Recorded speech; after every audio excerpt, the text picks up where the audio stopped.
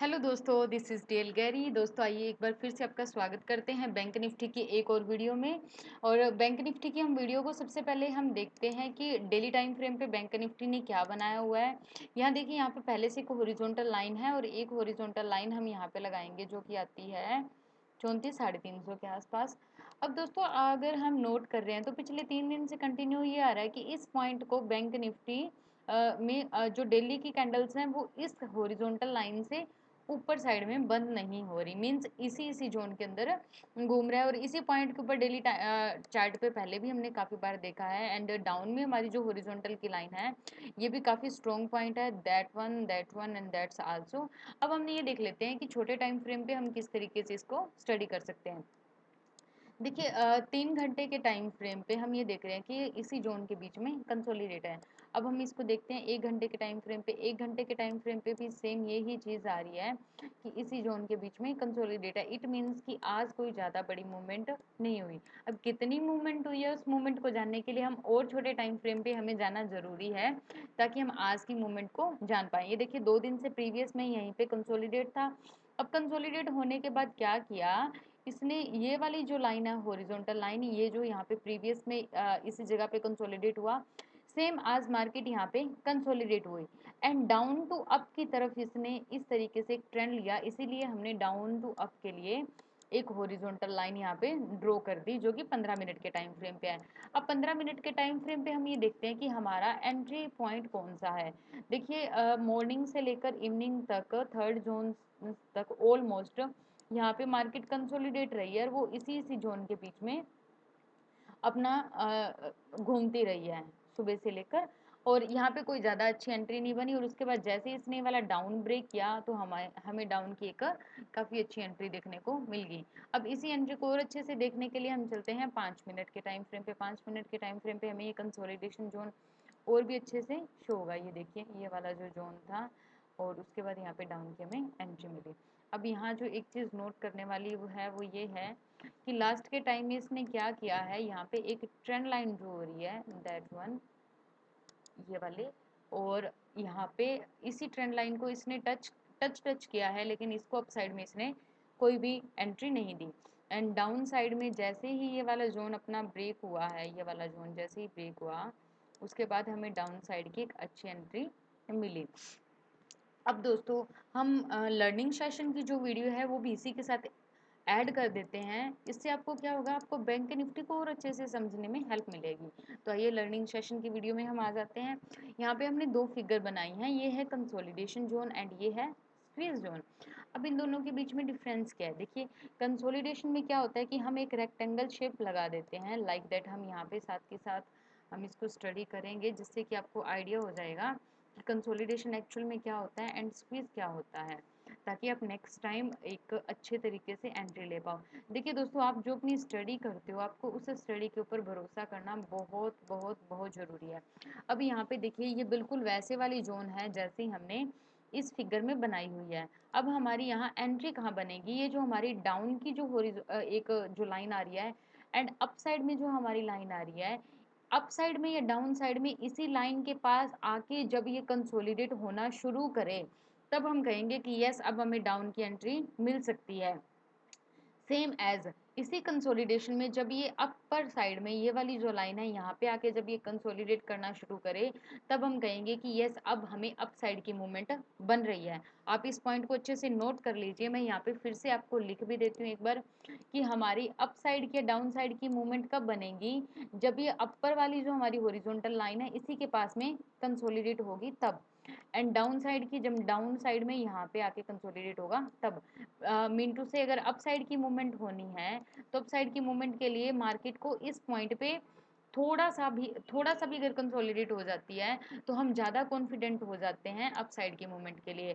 And same as down के लिए अगर हमें एंट्री चाहिए तो अगर इस पॉइंट पे आके कंसोलिडेट होता है तो हम ज़्यादा कॉन्फिडेंट हो जाते हैं डाउन साइड की मूवमेंट के लिए। तो आप इस पॉइंट को नोट कर लीजिए, अगर इसी के बीच में से कहीं ब्रेक होता है वन वे तो वहाँ हम हो सकता है वहाँ पे कोई और सेटअप बन रहा हो तब हम एंट्री लेंगे, वरना हम एंट्री नहीं लेंगे। सेकंड कंडीशन ये हो सकती है कि यहाँ पे टच करें, टच करने के बाद अगर हमें यहाँ पे कोई बड़े वाली सिग्नल कैंडल शो करती है, तब हम एक 50-50 चांसेस के साथ कम क्वांटिटी के साथ डाउन की एंट्री ले सकते हैं। बट जो सबसे मस्त वाला सेटअप होता है, जो सबसे अच्छा सेटअप होता है, वो यही होता है कि इस पॉइंट के पास या इस पॉइंट के पास आके हल्का सा कंसोलिडेट करे और उसके बाद हमें एक मोमेंट मिल जाएगी। दोस्तों जब तक ये बीच बीच में घूम रहा है उस टाइम हमें कुछ भी नहीं करना, हमें कोई एंट्री नहीं लेनी। अब ये तो हो गया अपना कंसोलिडेशन जोन। अब सेम इस तरीके से हम जब बैक में स्टडी के लिए जाएंगे तो हमें कहीं ना कहीं स्क्वीजिंग जरूर मिलेगा। तो अब हम स्क्वीजिंग का कोई ना कोई सेटअप देख लेते हैं कि स्क्वीजिंग किस तरीके से होता है। अब ये देखिए यहाँ पे एक हॉरिजॉन्टल लाइन आ रही है एंड डाउन से ये अपना स्क्वीजिंग आ रहा है लाइक दैट, ये वाला। अब यहाँ देखिए यहाँ पे मार्केट किस तरीके से चल रही है, ये वाला setup, 1 touch, 2 touch, 3 touch, 4 touch and इसी पॉइंट के पास कंसोलिडेट और फिर से निकला है। आप इसको ध्यान से देखिए, ये देखिए यहाँ पे इस पॉइंट के पास ये 1 या 5 से 10 मिनट यहाँ पे रुका है और उसके बाद हमें अपनी एंट्री मिली। दोस्तों जब भी कोई जोन ब्रेक होना होता है अप साइड में या डाउन साइड में कहीं पे भी आके रुकता है तब हमें अच्छी एंट्री मिलती है।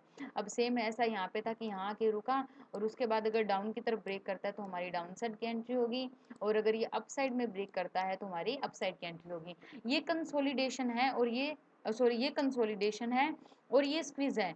इन दोनों के बीच में हमें डिफरेंस पता होना बहुत ज़रूरी है कि जब मार्केट स्क्वीज होती है तो किस तरीके से होती है, कंसोलिडेट होती है तो किस तरीके से होती है। तो अपना सभी का अलग अलग सेटअप होता है, अलग अलग स्टाइल होता है। जब आप अपना एनालिसिस करो तो आप इन पॉइंट्स को मिड में रखना, आप अपनी लैंग्वेज में इन्हें अलग अलग फिगर्स को अलग अलग नाम भी दे सकते हो। अब देखिए दोस्तों, आपको जो एक गलती नहीं करनी मैं आपको वो बता देती हूँ, क्योंकि जब कोई दूसरा गलती करता है तो हमारा फर्ज बनता है कि हम उसी गलती से सीख लें ताकि आप हम खुद उस गलती को रिपीट ना करें।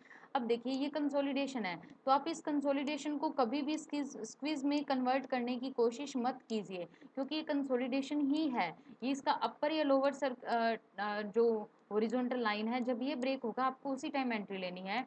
जस्ट फॉर एग्जांपल हम किस तरीके से कन्वर्ट कर देते हैं कंसोलिडेशन को स्क्वीज में, हम वो देखते हैं। ये पॉइंट्स मैं आपको इसीलिए बता रही हूँ ताकि आप किसी भी तरह से कोई भी गलत एंट्री में ना फंसे। हमें पता है ये कंसोलिडेशन जोन है, अगर हम इसको इस तरीके से कन्वर्ट कर देते हैं लाइक दैट, ये वाला एंड ये वाला पॉइंट, तो फिर हमें लगेगा कि हमारी इस पॉइंट पे एंट्री हो रही है। बट हमें पता है कि ये 100 पॉइंट की मुश्किल से मूवमेंट है, तो ऐसे में हमें अपर या लोअर टाइम का जो हॉरिजॉन्टल लाइन है उसी को ब्रेक करने के बाद ही हमारी एंट्री बनती है। और अभी जो मैंने आपको मोस्ट इम्पोर्टेंट पॉइंट बताया है कि जब उसके पास में हल्का सा कंसोलिडेट हो अपर या लोअर में, तभी ही हमें एंट्री लेनी है। और अगर आप इस सेटअप को फॉलो करोगे तो आप कभी भी गलती नहीं करोगे। अब हम फटाफट रेडी हो जाते हैं कल के लिए कि हमें कल किस तरीके से मूवमेंट को लेना है।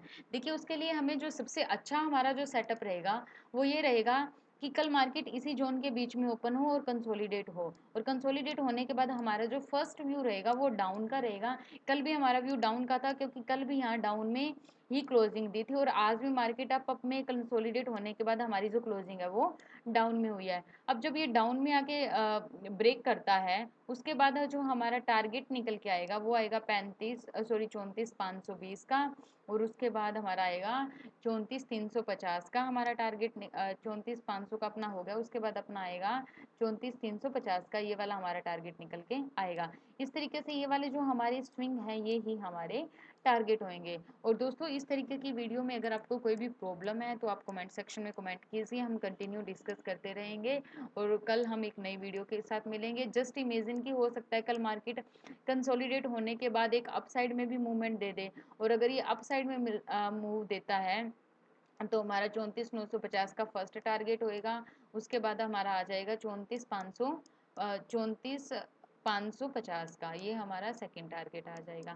तो इस तरीके से हमें अपर साइड और लोअर टाइम दोनों के लिए हमें प्रिपेयर रहना है, और हो सकता है किसी भी तरफ हमारी मूवमेंट हो जाए।